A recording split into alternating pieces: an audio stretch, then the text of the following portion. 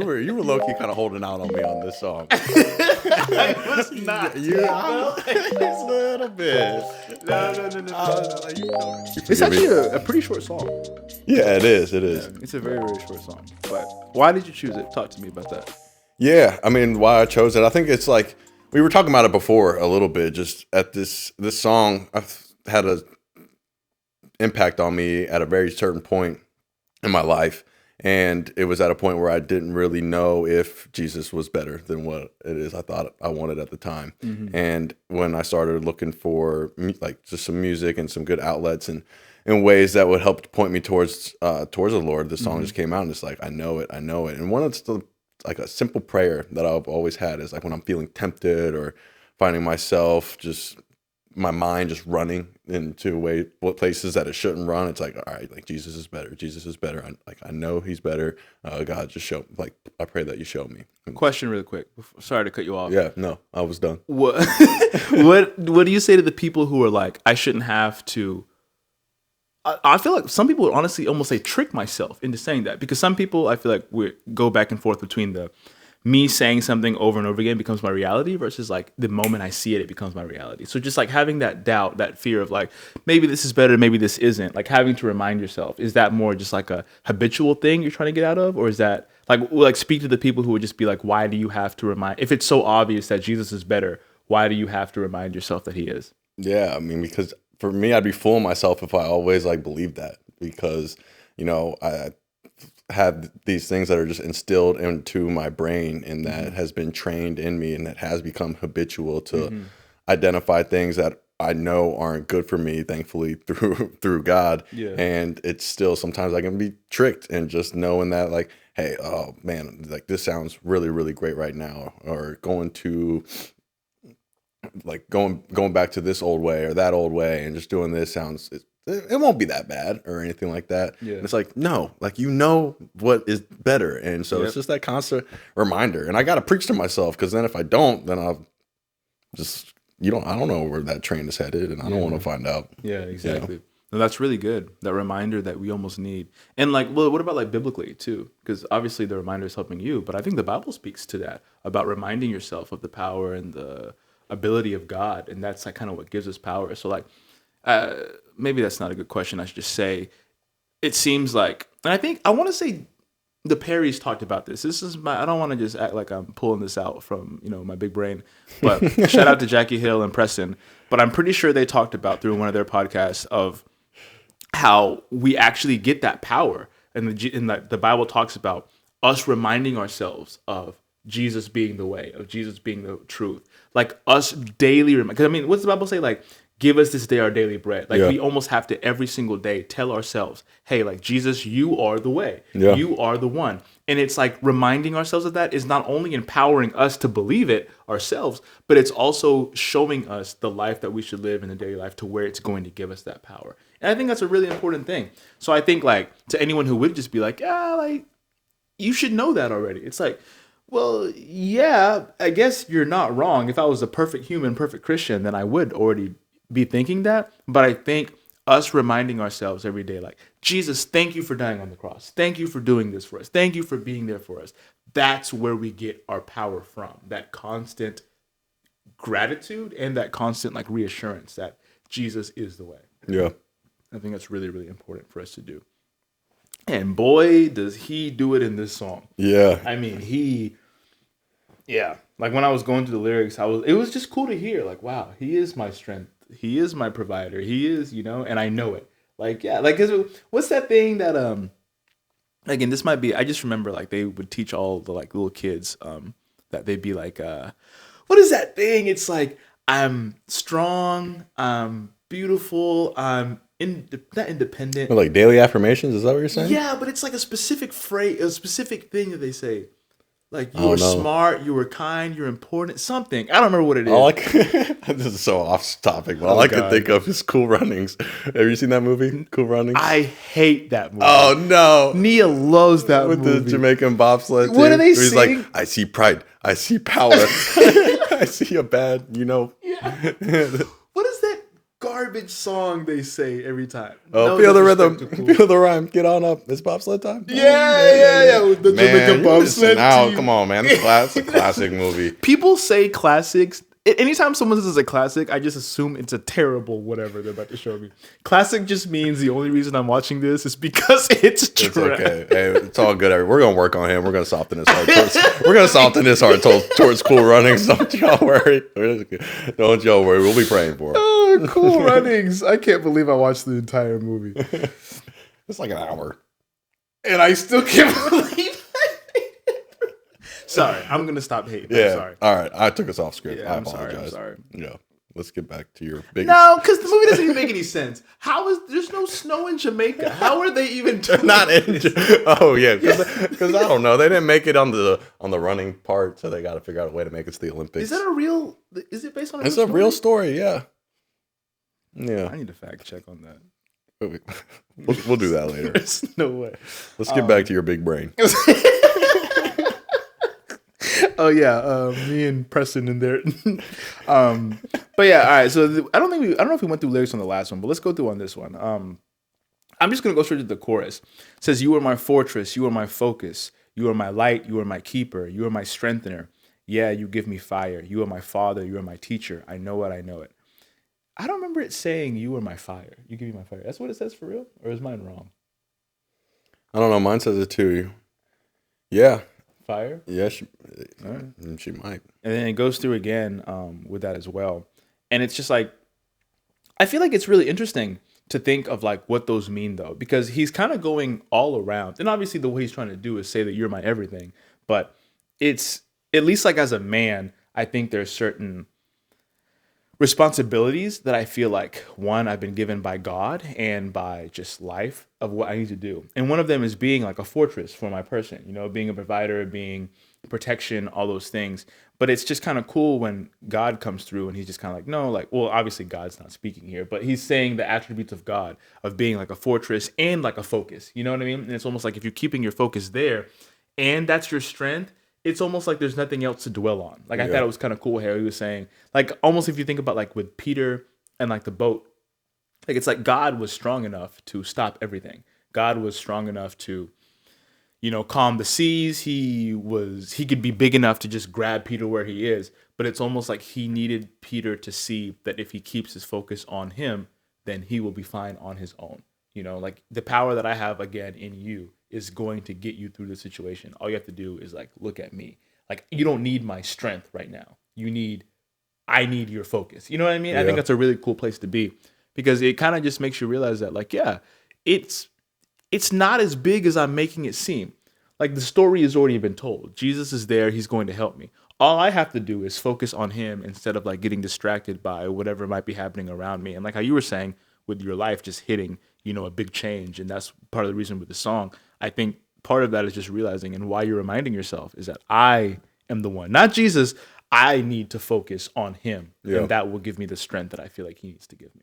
Yeah. And I think that, goes back to your question about being the constant reminder, because I think, you know, yeah, we can say these things all day. It's like, oh yeah, like I know Jesus is better. That's not a question and all that. It's like, but how are we actually living that out? And you know, what we say with our mind or what we want to say with our mind is very different than what we might feel in our heart and behind closed doors and all of those things. And it's like, you know, that Jesus, like that's what I love about this. It's repetitive and just that Jesus is like, I know it. He's my focus, my light, my keeper, my teacher, my strengthener, my father, all of these different things and all of his amazing attributes. Yeah. So it's just like constantly reminding yourself that is true. And I don't know, I'm kind of losing my train of thought a little bit, but yeah, I just think you think about the Psalms, and I feel like that this song just really reminds me of the Psalms, and you're just crying out to God in whatever way, and we think we have to have these like specific prayers where it's, you know, so well said and elegant and all these different things, where it's like, I mean, I think I talked about Job in one of the previous episodes, but you know, he never lost his faith, but he's like literally crying out to God, like, yo, like, why is this happening to me? Like, get me out of here. Like, what's going on? What's going on here? But he never stopped praying to God and was just real. And I think that was cool because he knows that God is all of these things to him. Yeah. Dang. And that's a hard thing to do. Yeah. It's hard to be in the midst of like the life crumbling and just being like, I am not happy right now, but I am still going to like serve this God, serve this whatever. Have you ever watched the movie Facing the Giants? No. It's like it's a Christian movie. I watched it when I was a kid, but I think about this scene a lot in that movie where it's the main like character and his wife like can't have a child, and there's a point where she's going to the clinic or whatever, you know, like the doctor, and she leaves and they're just kind of like, yeah, you're still not pregnant, and like they've been trying for forever, you know, and they come out of the car and like she's on the car and she's just kind of like, even if you can't give me a child, I'm still going to love you. And as a kid, I was just kind of like, whatever, you know, but like I think now that I'm getting older, like that's such a hard place to be, where it's like, even if I have this problem for the rest of my life, even if I can't get better in my own terms, like I'm still going to serve you, still going to love you. And I'm going to do that by reminding myself, not of what you've done, but of who you are. Then I think that just changes life completely. Because I mean, like even like with me, like I have like a lot of knee problems. Like I've had surgeries and whatnot. And it's like my biggest thing that I'm trying to fix in my body is my knees. And your boy's been praying for better knees for a minute, you know? Knees are still fragile. But it's like, I think I'm getting closer to the point where I'm like, I don't need this to serve you. Like this isn't, my love for you isn't contingent on you helping me or solving my issues or answering my prayers. Like, even if you don't do those things, I am choosing to love you regardless. Yeah. And I think when you get to that point, that's when God's like, now you're ready for what you've been asking for. Now you're ready for like what I've been giving you. And it's easy to trick yourself to think that you think that thing, but it's different when you actually are in it and you actually believe it. So that's a question for me. Like, do you find yourself at all thinking like there being a difference between believing something and thinking that you believe something? Do you ever find yourself like caught in between those two? Does that make sense? Yeah. Because I think when the test comes, you'll really realize what you actually believe and what you think you believe. Yeah, when rubber hits the road. Yeah, like that thing, and God's gonna expose that, and you got you're at a fork in the road, and which way you gonna go? You know, it's up to you. Yeah, we'll be praying that that it's the right choice and everything there, because it's hard and it can be really, really difficult. So I would say when that test comes, which way are you going to go? Yeah. And I have a friend who talks about it too. He's not very religious, but we talked about it one time, and I was just asking him about like, but like, why wouldn't you believe this, just in a logical way? And he kept saying that his dad always said this thing, that when the earth begins to tremble, you will pray. And I think that's a very real thing. Within like just trying to remind ourselves that like God can do what he can and can't do, it's really easy for us to do that whenever we are struggling and whenever stuff's going down. I mean, I've seen atheists pray when something really bad happens. Yeah. It's just kind of like, who are you praying to, you know? And not in like a disrespectful way, but genuinely like, why do we do that as humans? Like, why do we feel like we all know something is greater than us because we feel like we're not in control? If we felt like we were in control, we wouldn't feel that way. So how do you as a Christian go through life, especially as a new believer? How do you go through life without feeling like you're treating God like a genie, you know, without feeling like you're asking him for, you know, like the right and wrong things? Because for me, I know that I do pray in the small things, but I definitely pray much less seriously in the small things than I do for the big things. I'm just kind of like, yeah, God, I'm in my car, help me, keep me safe, you know, like, hey, don't let this food be poisoned, you know? But like, how do you do that in every aspect to where you're not feeling like you're kind of like wishy-washy? Yeah, I mean, it's like the feeling of contentment. Like, are you content in what God has already given you in his son, Jesus Christ? And I think I was talking about that in the King Louis episode, and I just know that because I've listened to it like a million times, just trying to edit it. So trying to get it right. Yeah. And I think that's one thing that God has really shown me in a way where like my life had to just completely blow up to where he was like the only thing that I could go to, and to realize that he's the only thing that I really need. And just having that contentment and knowing that it's like, all right, like I might not get a wife, or I might not have the best job that I want, or I might not have the coolest house, or I might not be, you know, whatever, like the fastest person or whatever it might be. I don't really desire to be fast, so I don't know why I said that. it's like just knowing that God has sent his son to die for me so I could be made new and have a new life in him and be restored one day where none of this stuff here is going to matter because we're not going to be here that long. So it's not going to matter. And just being content in that, I think. I hope that answers your question. I don't know if it did. I think it does. I think that's a good answer for like what you believe. I think it's just honest. Yeah. I think like I struggle with that a lot. Like that sounds really hard for me because the best way I can explain it is in college, I was part of Baptist Collegiate Ministries, and I remember we were asking questions to like the person who runs everything we were talking about like relationships and whatnot. And I remember a friend of mine like put her hand up and was like, so like we were talking about like how being content like with God giving you. She's like, what if you're not content being single for the rest of your life? Because I'm trying to have a husband. You know what I mean? And that's a real thing. Like people laughed, but it's like, but like what if you actually aren't content? And maybe that's part of the test, you know? But I think it's like really hard for some people in things that feel not spiritual. Like I failed I tried to run a mile every day for 30 days. I made it like 4 days. And I've been posting it like online to keep myself accountable. And I remember realizing at one of those runs, and I was like posting things about like Jesus afterwards, just try to connect it. And it hit me that me choosing to run has nothing to do with Jesus. Like, I don't need to be a Christian. I said that wrongly, but I don't need to be a Christian to go run a mile. There's a lot of people running marathons who aren't spiritual. Yeah. But me choosing to do that every day is a habit the same way that like me choosing to read my Bible every day or whatnot. And I think that's what that was teaching me is like the actual act of what you're doing might not be spiritual, but the person who is helping you do that every day for the rest of your life is very, very much spiritual. His name is Jesus. And I think trying to get to that point where I'm like, I have a desire to do something and I can choose to do it with God's blessing or without. Yeah. Like God's not going to stop you from getting married. I'm engaged. I could have found Nia without God. You know what I mean? Like maybe not her, but I could have found another person without God. Would it be as good as it is now? I really doubt it, you know? Like I really doubt I'd have the same relationship. Or even like with you, right? Like us becoming friends, like doing this whole podcast thing, like I think that's a Jesus thing. And it's like I've thought about starting a podcast before you talked to me, but it wasn't going to be something that I felt like would be as impactful as this or would be as helpful to me or to you as this. So it's almost like I feel like when it comes to trying to understand like what God is doing and how to be content with his life, it's like he's not going to force you to do anything. He's not going to even try to make you do anything.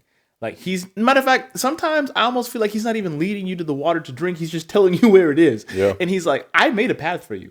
You can go in the mud. You can do whatever you want. You can get there. And when you get there, you might realize and you have to deal with the consequences. But it's like, if you want a wife and you're searching for me, I'll give you a wife. If that's what you want, like if you can go do it on your own, but like I'll do it for you. But it just might not be in the way that you want, or it might not be in the methods that you want, or maybe it's you think you want a wife, but really you're looking for a companion, and I'm that companion. Or maybe you're feeling like you're lonely, and you're lonely because you have insecurities you haven't dealt with, and I'm going to show you how to deal with those, and you're going to realize that getting a wife is going to make those insecurities just amplify 100%. You know? Yeah. So it's just almost like interesting that this God can take those things and be like, I have a plan. Or like for me, like with my like body stuff, it's like I play basketball. I wanted to be a basketball person. And God maybe was like, you're prideful as freak. You're not going to be able to, do that. And that's what you need to stay humble. Like, it's just kind of interesting to think that there is a rhyme and a reason for everything. And he had it planned out way before you even thought or could say G-O-D. You know what I mean? So I just think it's cool to think about how he already has that stuff in play.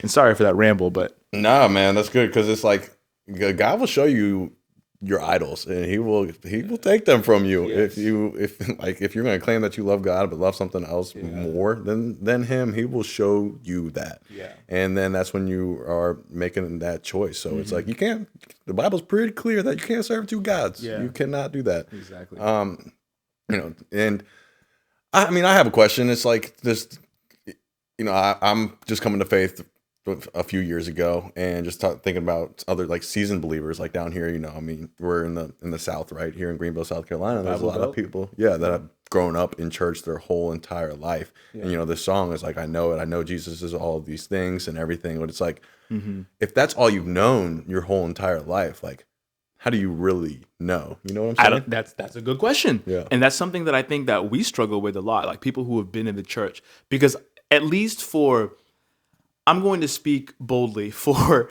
like Southern Baptist churches, black, white, doesn't matter. I think it's a very easy place to become a fake Christian. Very easy, because I know every answer to every Bible question. If you ask me how to save someone, like how to, lead someone to Christ, I can do it. Even before I was a believer, I could do that at 8 years old. You know what I mean? Yeah. Like I could tell you the exact verses. I could go through them. I could tell you where they are. I could quote them, and I could say the exact words. I learned how to spark the emotion. And I think what's really hard is that a lot of people, they haven't been able to experience what they think life is. And it always leaves them with some level of like, but what about this? Or what about that? Like you've experienced that life and Jesus is better for a fact. You know what I mean? But like for me, I've kind of experienced a life, but it's like, there's parts of me that's just kind of like, I didn't really choose Jesus. My parents chose him. And eventually I chose him. Like, don't get me wrong. Like, all right, let me, disclaimer. I after college, that's when I was like, oh no, this is who Jesus is. I'm choosing to serve him for myself. But for a lot of people, I think it really is like, you ask them like, oh, like, how long have you been a believer? It's like, oh, well, I've always grown up in the church. And it's like, that's not what I asked, And it's like, people don't know how to differentiate those two things, because if you are growing up in the church, it becomes a lifestyle more than it does become a relationship. And I think that's a very, very dangerous place to be, because it's very easy to serve God and not know him. It's very easy to preach and not know him. And KB says this, I had a dream and I realized, what did he say? I had a dream that you can build a Christian empire without God. And that is so true. Like, it's so easy to create this gigantic, even this platform. It's so easy to do what we're doing and not be believers and say the right words. And I think that's like the dangerous part about, one, listening to random people, but also just believing that you are better than other people within the faith, within the walk. Because I think a lot of people, and this is like from just all of my friends as well, the biggest example I can think of is like me, like as like a 15-year-old, I'm like addicted to porn, like badly, like a bad addict.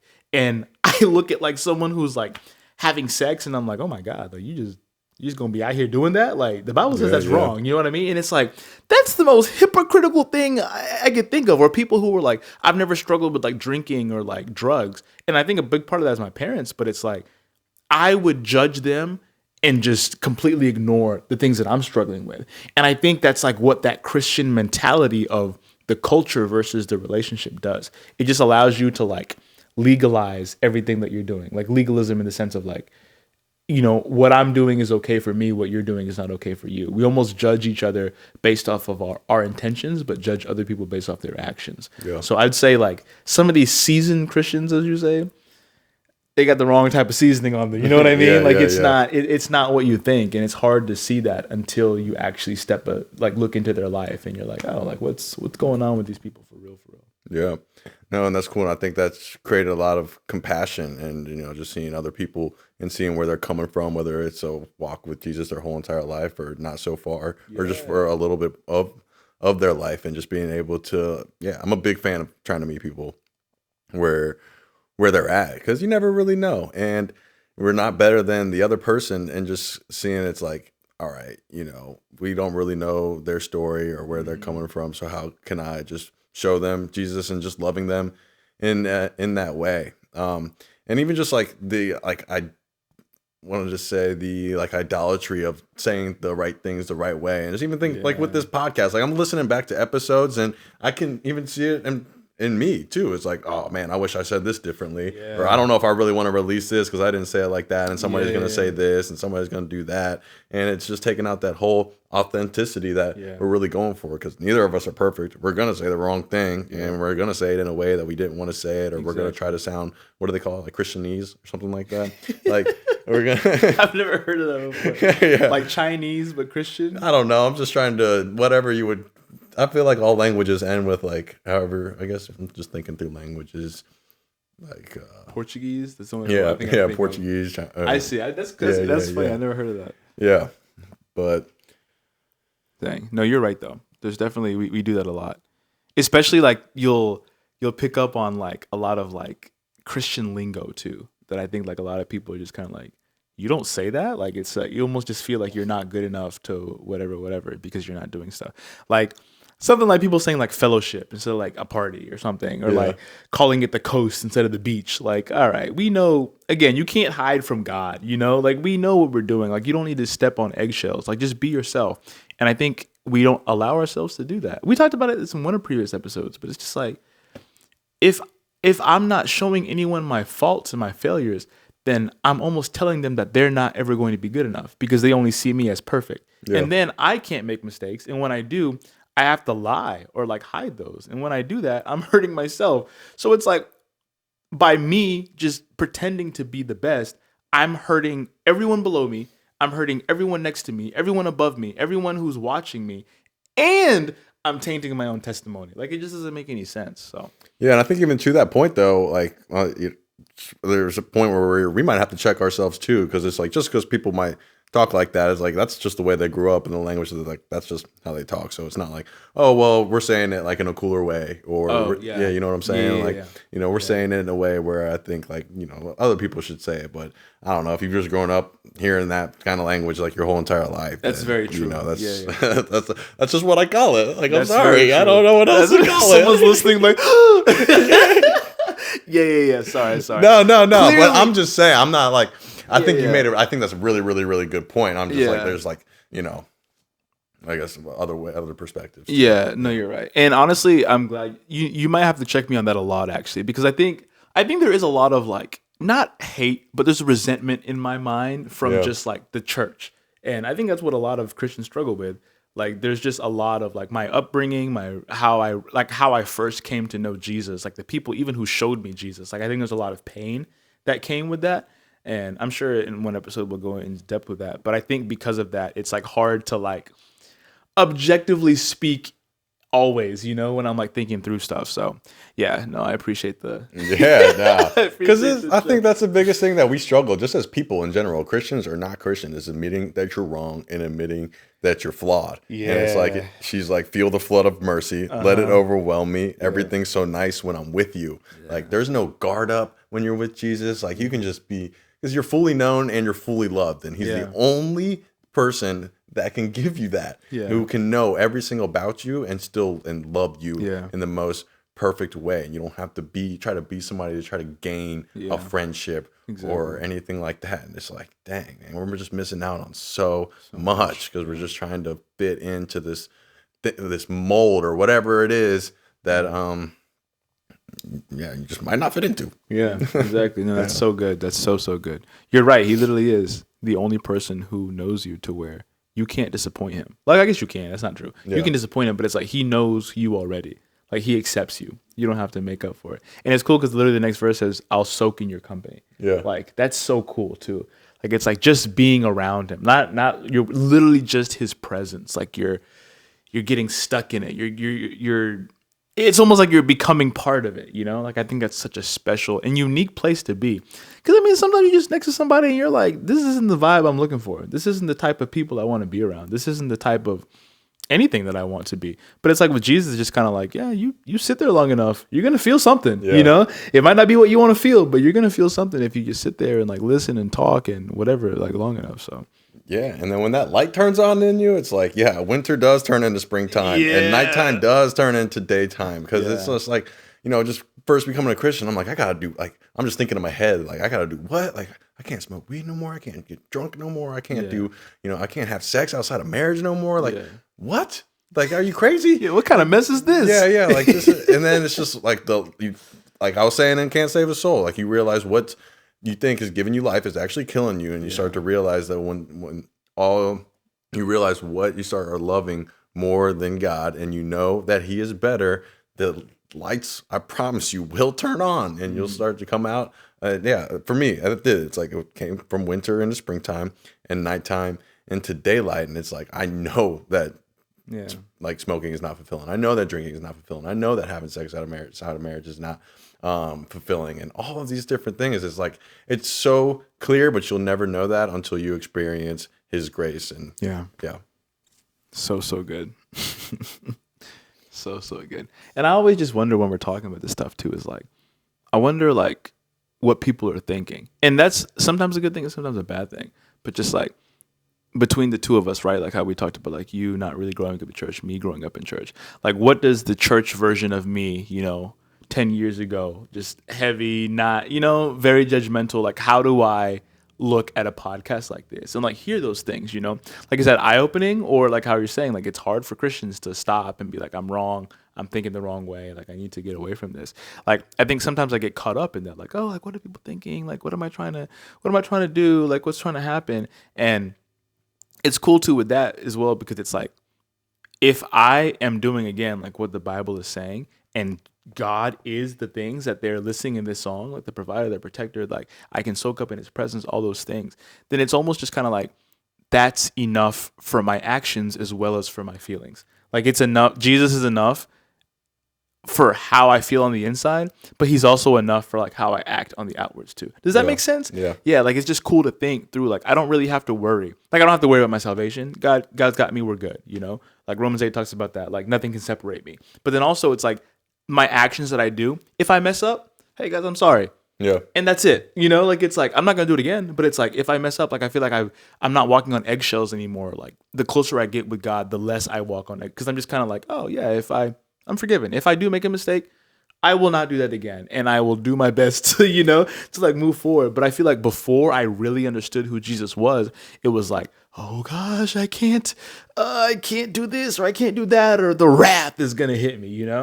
And it's just like not like that at all, like not even a little bit. So I think the song, like almost in a way, did a good job of showing that as well. That it's like it's not just inwardly, it's outwardly too. Yeah, and I mean, I think it's just realizing that you messed up and being able to admit that. Because I think I could be wrong, but I think that's what God wants, is for us to realize who we are and that we need Him. And I just even think like an easy example, and even with the small things of how God has changed me and changed my heart, is like last night I'm like playing pickleball, and I'm like, how the same people are always showing up to Timmons, and I end up in the same rack as this guy, and I'm like, dang, and I'm like, did not want to be his partner, and I was just like, I guess the pride in me was like, oh, I'm not trying to do this at all, and I was just like a total. So many words are coming to my mind that I probably shouldn't say out loud, but like just like not a good person on the court, and just not being a good partner whatsoever. Yeah. And I felt the energy change like on our team, and so after like I was like convicted. I was like, dang, I did not. It's like show who I, and as somebody who believes in Jesus, I did not show Jesus like in that moment. So it took me a while, but like I just went over to him and I was like, hey man, like I did not act right in that first game, and whether you realize it or not, I just like felt convicted to apologize to you, and I'm sorry, and I hope you can forgive me. And he was like just super cool about it. He was like, no, like my attitude. It was a good conversation. It was just knowing like the Daniel 3 years ago, 2 years ago, a year and a half ago, would not have done that. But like, they'll get over it. It's cool, So just like a small examples, I like that. I'm like, Yeah, no, it's cool seeing that in the small stuff too. Yeah. Nia's my fiance. She reminds me a lot of that as well. Like, I think a lot of times I'm just kind of like, why am I doing this? She's like, do you not see Jesus in what you just did a second ago? And I'm like, what are you talking about? And then she'll say, and I'm like, oh, I guess that is Jesus. And I think we expect to see it in the big things, and we forget that He's in those small things too. Like even just feeling that conviction, that's one step. But you acting on that, that's an entire another like level of like, Daniel is on this spot. Like God's just kind of like, all right, he can handle this. He can handle that. He can handle whatever. And I think it's really cool just to be able to stop and be like, oh, that was God. That was God. And when you start realizing those things, it starts to make it so much more like sure in your know. That's how you start to really, really know that he is there. Yeah. Because it's like sometimes like something will happen. I'm just kind of like, oh God, thank you for that. Like God, like a car accident or something. I'll swerve, someone almost hits me or something. And I'm just kind of like, oh wow, thank you God for protecting me. I could be like, oh yeah, I got the skills, man. You saw me whip that thing. But it's like, no, like if you understand that like Jesus is protecting you, that's how you start to understand like, oh no, like he's with me. Yeah. Or like when the situation like that, like I made the worst of the situation, but God convicted me. I went and talked to it. Cool. I'm closer with someone that I hated 10 seconds ago. You know what I mean? It's like, oh, that's Jesus. Or like whatever it could be, like people at restaurants, or, you know, like being kind to random people, or just like never knowing who, you know, like earlier today with like when we figured out we were talking about the same person, you know, like it's like, what if I was a jerk to that person one day? And it's just kind of like, oh, now here we are face to face. Like God is asking you to be nice in every aspect, or asking you to do things that you probably don't want to do. And it's just kind of like, yeah, you thought I wasn't going to bring this back into fruition, but here it is. And you, well done, you know, or look at you. You should have listened to me, and now we're stuck here. So it's just kind of cool to see him work in the small things as well. Yeah, and it's like in that conviction, when you have him in you, and like you get that conviction to respond, like, and you got a choice to make. And what are you gonna do? Are you gonna respond and honor Christ in that? Or it's like I could be like, oh, I'm gonna say sorry so this guy like likes me. Like I'm saying sorry because I sinned. Like you know, felt like I sinned against God in that moment, and I didn't love a brother well in that moment. And and I just like remember even just a response like what was it, like almost a year ago, I'm like in this low spot trying to run from God, and you know I'm like back on all my old ways. I'm smoking again and stuff like that. Like thankfully I'm, you know, see that Jesus is better, and I'm not here trying to get into some kind of moral conversation about any of these things. This is just my own personal walk and my own perspective of what I feel like, hey, this is what I need to cut out of my life because it separates me from the Lord. But I'm just like on my couch, and I have this picture on top of my mantle that's like a verse from Joshua. It's like, as for me and my house, we will serve the Lord. And I'm just sitting there staring at it every day, just like, man, I'm not serving the Lord. Like I need to put that outside. I need to just throw it away. I need to do something. But it's like, it took me a while to respond and make that decision. But it's like, I just felt that power because what I thought used to give me life was killing me. And when you feel that thing that's killing you, it's like, all right, you know, and that you keep saying, all right, tomorrow I'll stop. Tomorrow I'll stop. But it's like, now I will stop. And this is gone. Yeah. No, you're right. Dang. Taking the action to do what God is saying at the beginning. It's kind of annoying too, because I mean, like, it's gonna be there when you come back, you know, if you don't take action. Like God's like, you can do it now, you can do it tomorrow. It's still gonna be here. You know, you're still gonna have to. I'm gonna make you take the same test until you pass it. So yeah. And I think it always comes down to a pride thing too. It's like, am I going to listen or am I going to not? Like sometimes you're angry. Sometimes you're angry at God. Sometimes you feel like he's not doing what you need him to do. And honestly, I would almost say like, I think it's okay to be upset. I think it's okay to disagree. But I think all of that disagreement, all that anger, whatever it is, that emotion that you feel needs to end with you talking to him about it, you know, and like figuring out together, like, all right, this is what I need to do still. This is the steps that I still need to take. And if you trust that he's good, then he'll be good, you know? Like, if you trust him, then you'll see that it works out. But it's hard. It is not easy. It is not easy. Yeah, and he will be all of these things to you, you know, whether you feel it or not. Yeah. Because it's like when you don't feel it, probably when he's working the most. Yeah. Yeah. Which, again, sucks. Yeah. It does. Boy, you there? Or, you know, like, what are we doing? Because it's been like 2 weeks. I ain't heard from you. Like, help me, please. I know, which is like in the grand scheme of things, it's like that's such a short amount of time. But when you're going through it, it's like feels like forever. Yeah. And you're like, it's really. And then you look back and you're like, oh man, I think I was overreacting to that whole situation. Yeah. No, honestly, like I can't believe I did that. Yeah.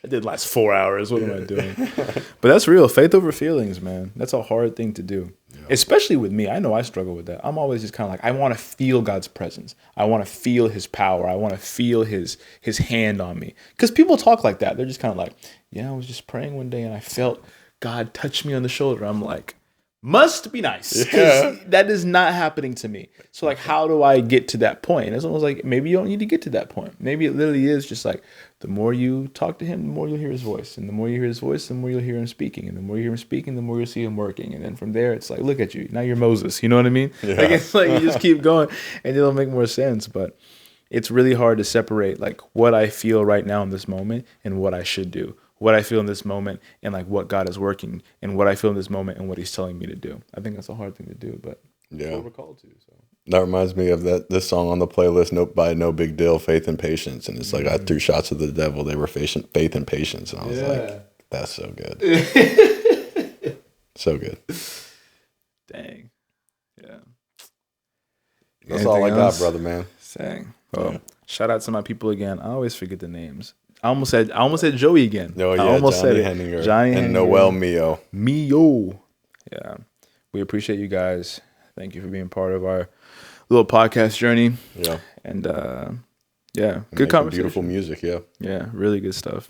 And I'll pray us out and we'll go. All right, Jesus, we just want to thank you so much for the time that you've given us today to come and just talk to you and about you and through you with all the stuff that we're doing here. We just thank you for giving us this music to listen to, giving us all these artists who are trying their best to glorify you and the music that they're putting in their creative outlets, and really just making all this stuff possible.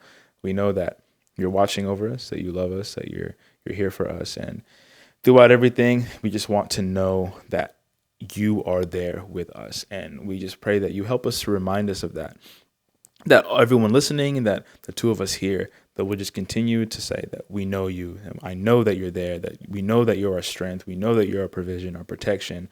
We know that you're everything that we need. And just to help us to never forget that and to never stray away from that. We really love you, and we're just thankful for you putting each other in our lives. Just the difference that we've already been making in each other's lives is great, and we hope that we can continue to do that in your name as we go through and talk to other people as well. So thank you for not just what you do, but who you are, and continue to help us as we continue on this journey. We love you and we thank you. In your name we pray. Amen. Amen. That's a wrap. Joey. Oh, man. Oh.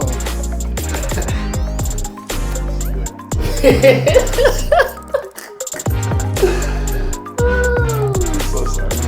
No, that was good, man. I like the friendly banter.